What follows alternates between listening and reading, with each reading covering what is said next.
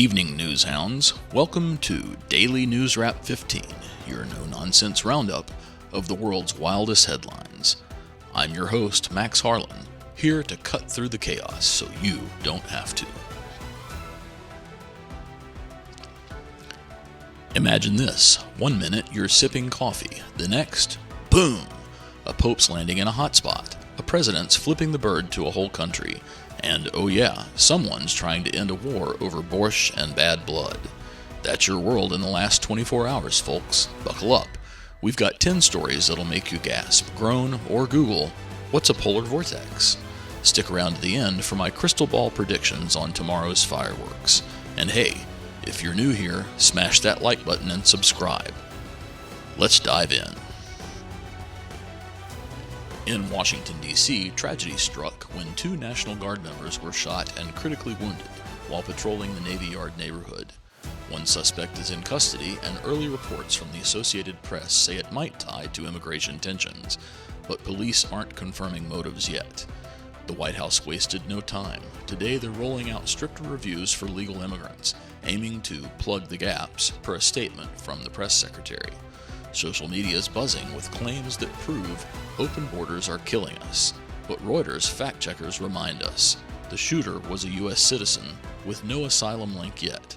On the flip side, immigrant right groups like the ACLU say rush changes could block legitimate families. Security matters, but so does fairness. One Guard member's family called it a wake-up call. But honestly, I think we could use fewer wake-ups like this. What's your take? Drop it in the comments below. Over in global trade drama, President Donald Trump dropped a bombshell today. South Africa's out of the 2026 G20 summit in Doral, Florida. And U.S. aid payments? Zipped. Zero. Why? Trump cited Pretoria's snub last month at Johannesburg Meet. They wouldn't hand hosting reins to a U.S. Embassy rep, plus gripes over treatment of white African farmers. South Africa's foreign minister fired back. This is bullying, not diplomacy, per BBC reports. The G20 is meant for big talks on economy and climate. Excluding a powerhouse like South Africa could splinter the group. Pro-Trump voices cheer it as America First tough love. Critics call it isolationist overkill. The AP confirms the aid cut hits farm subsidies hard, but South Africa's economy might shrug it off with China ties. Some think Trump is like that uncle who uninvites you from Thanksgiving dinner because you brought kale salad. Ouch, but will it stick? Faith meets fireworks as Pope Leo XIV made his first trip to Lebanon today, praying at St. Charbel's tomb in Anya and urging Christians to stay strong despite the mess. He met top leaders in Beirut and plans a mass tomorrow at the port wrecked by that 2020 blast. 200 dead, remember? NPR says it's a morale boost for Lebanon's shaky economy and security woes. The Vatican's pushing unity in a divided land, half Muslim, half Christian. But some locals worry it'll spotlight Hezbollah ties. No major protests yet, though. However, Leo is rocking that white ride like a holy Uber. If only traffic jams prayed themselves away. Inspiring stuff, right? Diplomacy alert. Trump's envoy Steve Witkoff and son-in-law Jared Kushner are en route to Moscow for chats with Putin on wrapping up the Ukraine war. Pravda reports Trump already roasted Ukraine's team for skipping key negotiator Andriy Yermak. Serious problems, he treated. Wall Street Journal notes Russia is hitting Ukrainian supply lines hard, shifting the battlefield. Social feeds claim peace in 24 hours, Trump's words. But experts from Foreign Affairs say Russia's drone edge and North Korean troops may make quick, dicey deals. Both sides want wins. Kyiv demands land back. Moscow wants guarantees. This could cool the front lines or spark more fire. Fingers crossed. Guinea-Bissau's military just swore in a 28-member provisional government post-coup, ousting President Umaro Sissoco Embalo, who's fled to Congo.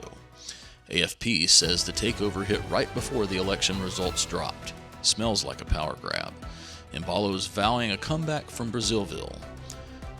The junta promises stability, but rights groups fear crackdowns like in neighboring coups. The European Union is watching close as aid might dry up. If politics were a soap opera, this one's as the junta turns. Stay tuned, West Africa.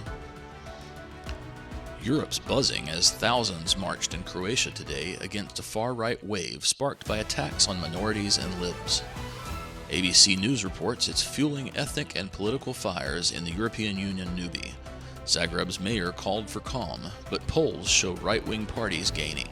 Protesters want hate crimes probed. Far right says it's overblown media. The BBC confirms 3 incidents last week, but no deaths. Echoes of Hungary's playbook could test European Union unity. Croatians protesting? That's like Italians skipping pasta. Serious business. The Dominican Republic greenlit U.S. use of its airports and bases for Operation Southern Spear, targeting Venezuelan-linked drug runners. France 24 says it's part of the war on drugs, with U.S. Navy deployments ramping up. Venezuela is calling it Yankee imperialism. This boosts security for both, but locals fret over sovereignty. There are no flights grounded yet, per Reuters.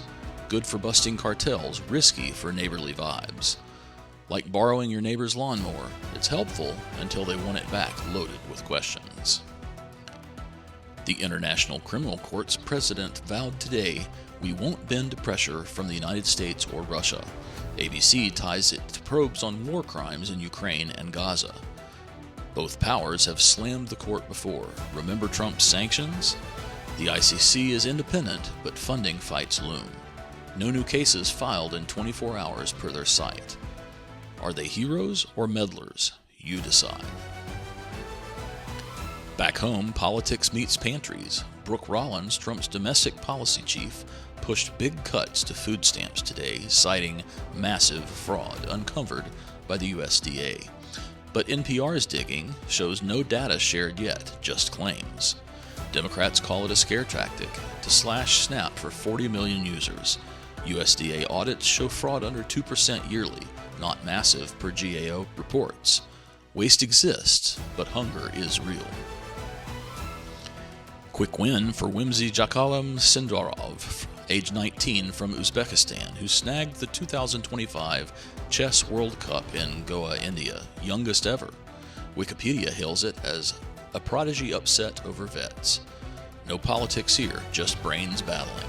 In a world of pawns and kings, this kid's checkmating us all. Well, that's your wrap on the last 24 hours, packed tighter than a Black Friday sale.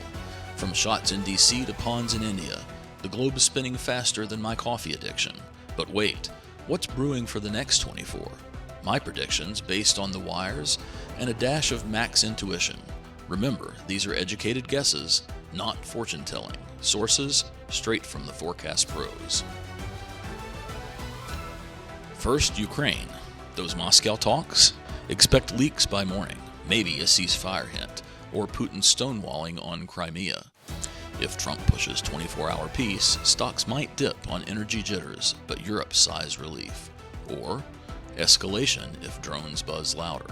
Fingers crossed for handshakes, not headlines. On immigration, the White House tweaks could hit courts fast. Watch for lawsuits from California to New York by noon tomorrow. I predict a temporary pause on new rules. South Africa might rally BRICS allies for a counterpunch, like trade tweaks with China. However, this fractures global trade, and your grocery bill will feel it first. Mass at the Beirut port could draw crowds, or clashes if tensions fire. However, I think it will be peaceful, with viral prayer clips boosting hope. More marches likely in Croatia, and maybe Zagreb shutdowns. The European Union may step in with talks. The first U.S. flights land in the Dominican Republic by dawn. Busts incoming? Watch Venezuela's bark. Could mean migrant waves north. The S&P wobbles on AI hype fade. Down 1% possible. Per seeking, alpha, gold, up to $4,250 on geotensions. Your 401k sweats, but bargains for bulls. Arctic chills creep east, flurries in the Midwest by evening. Old Farmers says polar vortex means shovels out. Implication, travel snags, holiday hustle. And chess kid? Sindarov's victory lap? Maybe a TED Talk invite. The world needs more wins like that. So there you have it, the wrap on yesterday's drama and tomorrow's maybe. What stories got you fired up? Ukraine talks? G20 shade?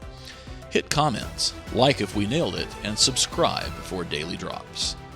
Again, I'm Max Harlan, and remember, in news like life, the board's always flipping, so stay sharp, stay vigilant, and stay informed.